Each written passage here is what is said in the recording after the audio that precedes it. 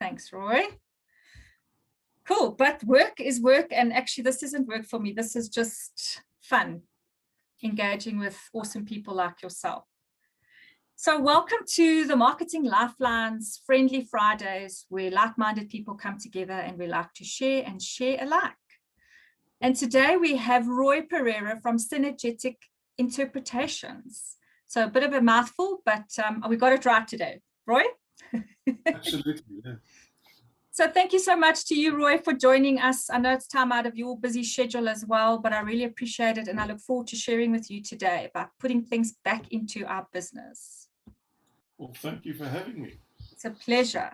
So before we continue, I just want to quickly give a short bio about Roy and his amazing CV. He's a college graduate with an extensive history of C-suite leadership and contribution gained at CIO and executive levels across different industries and businesses. Roy is confident in possessing the sought-after insights into the commercial, retail, supply chain processes and technologies needed for businesses to succeed in the post-COVID-19 world we are in. He's created Synergetic Interpretations business consultancy to help improve the ways of working for the small to medium-sized enterprises around the globe. He's achieved by reverting to the fundamentals of why SME businesses exist and establishing business plans which the business owner can be guided through for a period of 3 years. Roy considers himself a people's person, which I can agree, and a can-do attitude towards everything he touches. He's fluent in both English and Portuguese and married with 2 adult children. I like that, aged 31 and 28 years of age.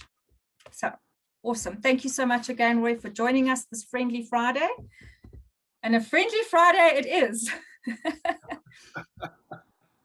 Good. So let's kick off. So my first question to you is getting back to the basics, because I think that's a big part where business owners, whether starting out or established, we tend to forget about the basics. And I think that's very important. So do businesses actually need a business plan? And why do you believe, if you believe it is so? Thank you, Megan. I'm going to respond to that question by asking you a question. How often do you get into your car, behind the steering wheel, and wait for the car to start up and take you somewhere without your intervention? The answer is never. You have the keys, you get in, start the car, and start your journey to wherever you had intended to go. You planned that journey. A business plan has the same effect. In that plan, your business guide to tomorrow's ahead.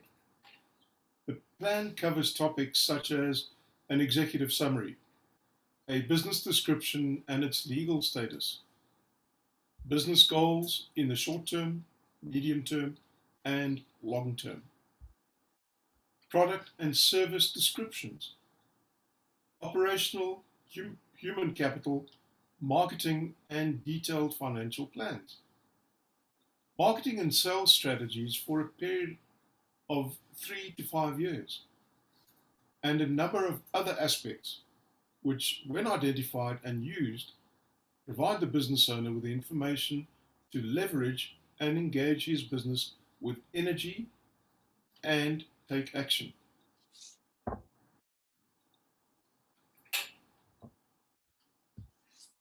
So are you saying that if you don't have the business plan, basically there is no action? If you don't have any plan, there won't be any action. Yeah, then it's just a wish, isn't it? As they say, if the goal has no plan, it's just a wish.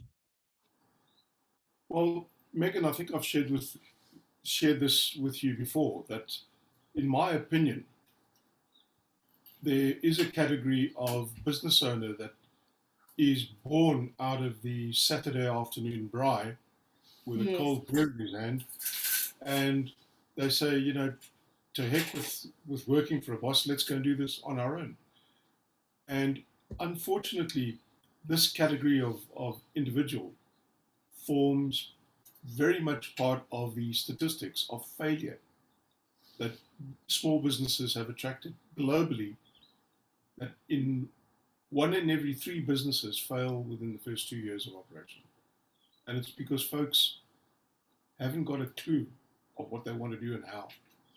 So that actually lends to my next question. So maybe let's talk about that, because, they say why, they always say businesses fail within the first 3 days. If you make the first 1,000 days, then you're going to succeed. So what is this whole theory about the first 3 years of business is so important? And if you survive that, then you have a better chance of business survival. Let's look at it in the following manner. Remember that we are all in business to make a profit. This does not happen overnight or magically. Lots of effort is required. All the training which a person has received in the category of, let's say, management would be used, expanded on, and the business owner will soon find out that there's just so much more that they need to learn. The period where the wrinkles of the business idea that led to the business being started need to be ironed out. These wrinkles consist of the processes, the policies, the techniques, the tools, the people. All of these get tried and tested, adjusted, and when they appear to function and produce the desired result, these get implemented. On the people aspect, sometimes folks are employed as the proverbial square peg in a round hole syndrome. We've got to get the right talent in to help us, in to drive the business. You can't have a mechanic being a salesperson. No disrespect to either industry. Yeah, no, absolutely.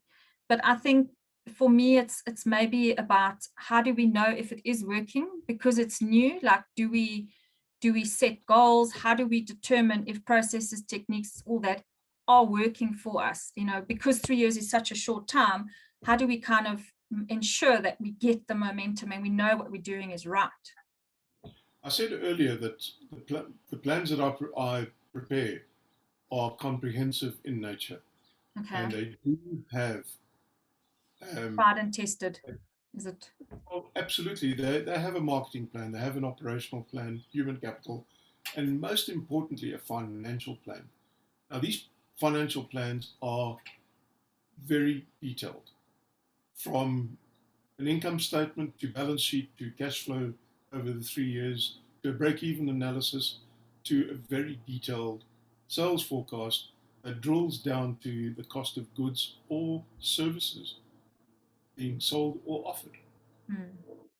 And I base these plans, if it is available, on audited financial statements. If it's an existing business, if it's a startup business, I have very heart-to-heart conversations with the business owner and try and get into their minds as to what is this vision that they have in terms of what they need financially to start the business, and more importantly, to run the business. Or do they think that I've got an idea, I'm going off to the local bank and I'm going to apply for R1 million loan? It's not. I wish it were that easy, but it's not. It's not to say that financial institutions of whatever description do not finance startups. They do. But the preparation for that loan application needs to be watertight. The way that the idea is described is sold to the reader is extremely important. And again, that's where a business plan comes into play. A business plan is that document that the investor or lender wants to see. If you don't capture their attention in the executive summary, which forms part of the first page or 2 pages of the document, you're not going to get a loan. Because the individual reading the plan would say to himself, this looks viable, let me read on. Or this hasn't got a hope in hell of going anywhere, so time to put it down. It's a reality. It's a No, reality. yeah, I've seen. it's so interesting because yesterday I was actually on a session with Bertus de Wet, business coach, and he was saying that the two most important things to start out with a business is financial and marketing. And obviously I agree with the marketing because I know how important it is to, develop the right product offering and pricing and whatever it may be. But the financial side was important as well, because like you said, business owners go into business without actually understanding or knowing the difference between assets and liabilities we spoke about. Business owners go into businesses without understanding turnover and profit. Like, all these things start coming out. And as a startup business, not having run your own business before, I think these are critical things that we need to understand. And we were talking about having different accounts for tax, putting your tax away, putting your profit into something, even if, like you said, you just put in 1% of your turnover in there, you're profitable, but we don't do those back to basic things. We don't think about that. We just, we've got this money now all we do is we spend it and we don't reinvest it back into the business. So it was just interesting that you're mentioning now that the financial side, I think, is probably one of the most important things starting out in a business, because we need to ensure whatever we're making, we're putting it either back into the business or planning ahead for the likes of tax and all that. So we don't get caught off guard with cash flow issues and all that. So so I just thought I'd put that in as well, because absolutely, I think for me, from where I've come from as well, and seeing other business owners, the financial aspect is probably the one that gets all of us, catches up with all of us. And that's probably the most important thing. An example that would resonate with anyone watching this recording is how many people had a business continuity plan in place exactly 1 year ago today? Yeah, true. Very few is the correct answer. And that's why a lot of small businesses turn around and said, yeah, but I'm a small business geared for this and geared for that. Yeah. Doesn't matter. Yeah, because the business owner, in my opinion, is the only thing standing in the business's way. Once you take that large and decisive step to become a business owner, the buck stops with you. It goes no further. You need to identify that you're going to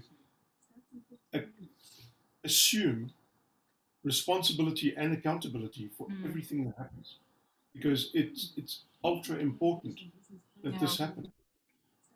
So business continuity for my plans do include a business continuity segment. Absolutely. So talking about that, I mean, fundamentals in a business, what would you then consider are the top or three fundamental aspects to put back or to control things for a business to succeed? Develop a data-centric culture, i.e. information about your business. Know what's going on all the time. I've come across folks that, when asked about their financial capability, the response that I get is, oh, I don't know, ask my wife, she does the books. Wrong answer. As a business owner, we need to know at any time, at any given moment, what our receivables are, what our payables are, etc. If we don't, we are asking to be led down a track that's going to be quite dark and dingy, in my opinion. The second would be flexibility. Remember, we live in the 21st century. We're in the digital age. The pandemic showed us that. For those that weren't ready, in small fundamental things, the bandwidth capability that they had, the type of equipment that they were using. Is my laptop from 15 years ago? Will it run Zoom? Does it run Windows 10? Will it run Microsoft Teams? Small questions, but with a big impact. And all of a sudden, folks found themselves running around trying to buy this online and buy that online, get somebody to come and install an upgrade at the house. Be prepared. Be flexible. Look to the future. And then the third one, which we've spoken about briefly, is employ or engage the right people. You know, it's to turn around and say, I can't afford a salesperson, is the same, in my opinion, as going to the calendar, putting your finger on a date and saying, that's the day I'm closing my business. It's short-sighted. There are sales folks out there that are dying to get involved in new opportunities because that's what they thrive in. There are salespeople out there that work on an ad hoc basis. There are sales folks out there that are industry specialists and will take on projects, especially for a startup. Is there a financial commitment to be made by the business owner? More often than not, yes. However, communication, negotiation, build a relationship with the sales individual, and things will turn out in a manner in which you can accommodate, they are happy with, and you will achieve the results that you are looking for. A business owner should not be the guy trying to sell the commodities that he has or she has. It's got to be done by somebody that he has a large amount of control over what they do and how they do it. Yeah, I think that's also a very common cause with many business owners. You know, you need to employ people to get your business, to grow your business.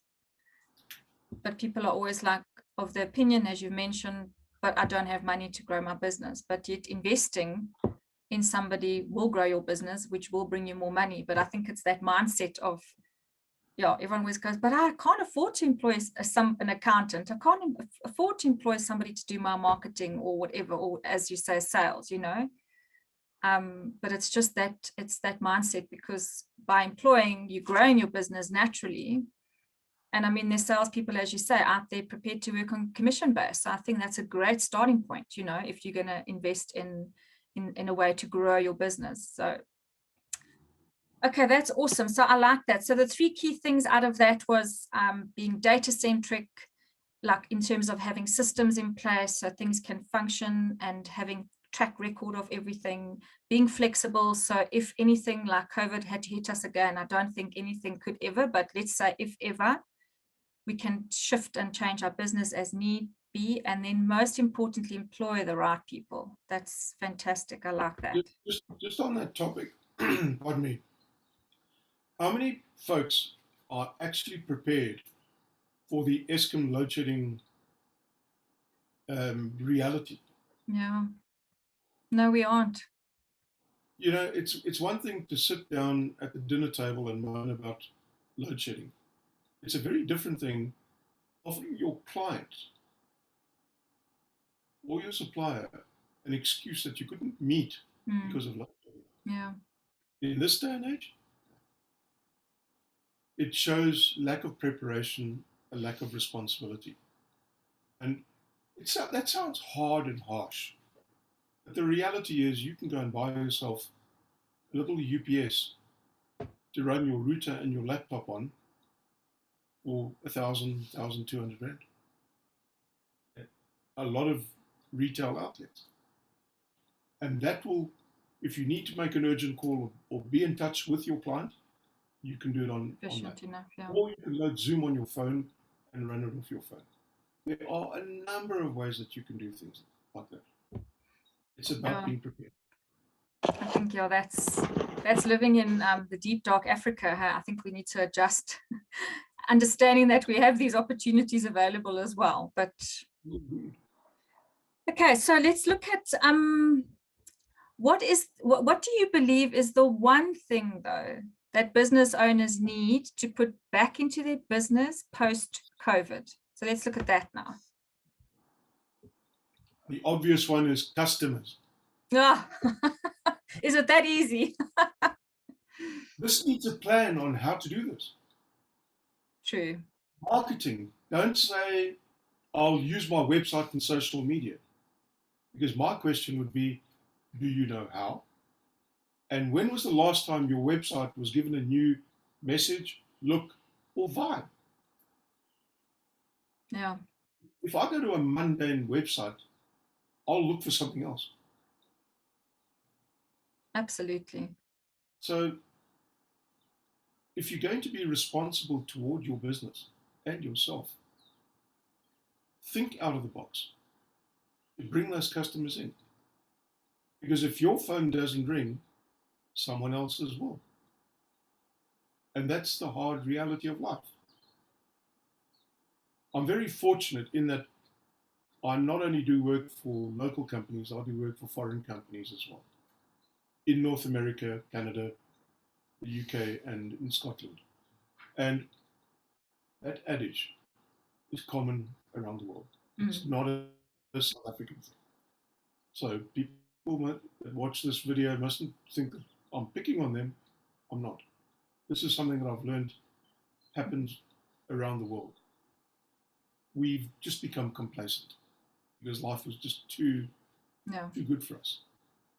Now that we've had a wake-up call, we are scrambling. Well, I mean, let me tell you, I think, obviously customers are the life of our business, and we know that. And I think even though times are very tough, I mean, I think we can see that generally in the shops are quiet, shops closing down, people struggling with income, luxuries have taken kind of a setback, but people are still buying. And I think more so than ever, people are also buying online, so I also tell my clients, there's always a customer out there. We just have to go and find them. And that's where we can then come in and we can help in terms of the messaging, because I think that's, like you were saying earlier on, is just a static website in today's day, it doesn't cut it anymore. Now you need to actually make that website absolutely relevant to your specific target audience, so that when they do land there, they feel they're at home. This is where they need to be talking to me. But there are still customers out there. And I think that's the most important thing, is people have to know, yes, people have cut back and people are not spending like they used to, but people are still spending, and they're just possibly looking somewhere else. They're being more prudent in where their rand or dollar goes. They spend, yeah. And absolutely to your point, I mean, in some service-based companies, look abroad, as we've done ourselves, where we're a service-based business. I mean, even, to some extent products, I guess, if you can have a distribution point in other countries, but I mean, service-based businesses, the opportunity to look abroad has been an amazing opportunity for both yourself and for me. So Absolutely. just to finish off, from your grand experience, as we've had a number of conversations, and I've obviously read your LinkedIn profile, do you believe that marketing too can assist businesses in post-COVID? I think we've kind of answered this question through our discussions. I think that it is essential. Marketing is the fuel of a successful business. Create the awareness, share the business message. Without it, you won't have a business. Yeah, absolutely. And you don't have to be extravagant in how you start that journey in marketing your business. Do what you can, as loudly as you can, as broadly as you can. And when you can afford it, improve on it. Even if it's 1% a day, hey? That's what they say. 1% of your spend a day. I mean, that's... I'll always ask people, how does a mouse eat an elephant? One bite at a time. Absolutely. So... Yeah, and having said that, I think it's hard for businesses to also accept spending money when they're not making money. Logical. But again, as we mentioned earlier, we need to invest in those people, the right systems, the right people in our business. Same with marketing. And interesting, last night I was on a webinar and a guy explained that he was spending $10,000 on his marketing and he was getting $100,000 in business. And then he turned to his team and said, but then why did we only spend $10,000? Why didn't we spend more? And we could have made more. because that was our budget. Okay, well, he sold up his apartment, auctioned it, got in more money, and threw in the rest of his budget. And guess what happened to his sales? They skyrocketed. So it's the same, I think, for the systems and the people. You've got to put in to get out. Yes, it's an investment up front, and it can be weary and daunting at the beginning. I understand it is, but you need to take that chance. I think even, the likes of Tony Robbins would probably also share stories of being at rock bottom and then coming straight up. You've got to put in that last penny. I remember even with me joining BNI, it was like, oh, do I do this? Like, shucks, 6,000 rands, a lot of money. I don't have that. Got to put in your investment because you will reap rewards from it. And that's exactly what it is in your business. But finding the right things, as we've spoken about today, and investing in the right things to make your business work. Absolutely. Just coming back to the conversation about you and I, playing in a playground that's on the other side of the world. A lot of folks have said to me, "Oh, but you're lucky. You've got overseas clients." Mm. It didn't happen overnight, and it didn't happen by magic. I went and looked for how to open those doors, which doors were available, and I went and knocked on those doors and started meeting a lot of people. And only after they felt that they had confidence in me did work start coming my way. And lots of time on our side, attending all those networking events. It's time, takes time. I completely agree with you, Roy. And I don't think not everyone wants to spend the time or money. I'll give you an example by asking you a question, and I'm not trying to be personal. No. What are you going to be doing at 9 o'clock tonight? I'm probably not going to be on a webinar with you, but I will be celebrating my birthday with my closest friends. Good answer. Not the one I wanted.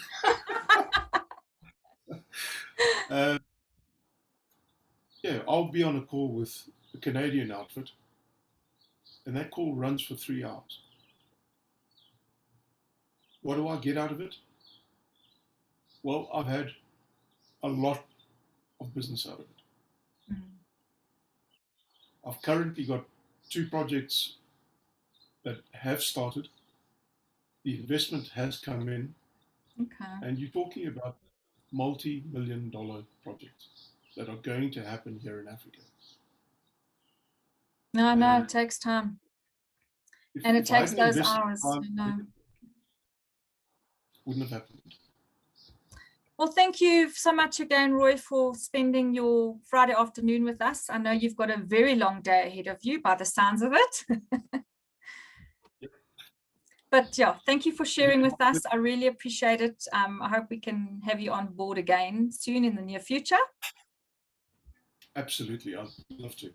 Thanks, Roy. And then next week, actually, Roy introduced me to Megan D'Arcy from Megalist. She'll be coming to speak to us about relevant creative content. Actually, not next week, because next week we're going to be respectfully taking the day off as it's Easter weekend. But we'll be back on the 9th of April with Megan D'Arcy, and we'll be talking about relevant creative content and why it is so important. So thanks to everybody for tuning in this Friday, celebratory Friday for some of us, and hope you enjoyed it. And we look forward to seeing you again. And just thanks again to you, Roy. I look forward to chatting to you soon. My pleasure. Have a good weekend and a good day further. Thank you. Thanks, Roy. Bye-bye. Bye. Okay.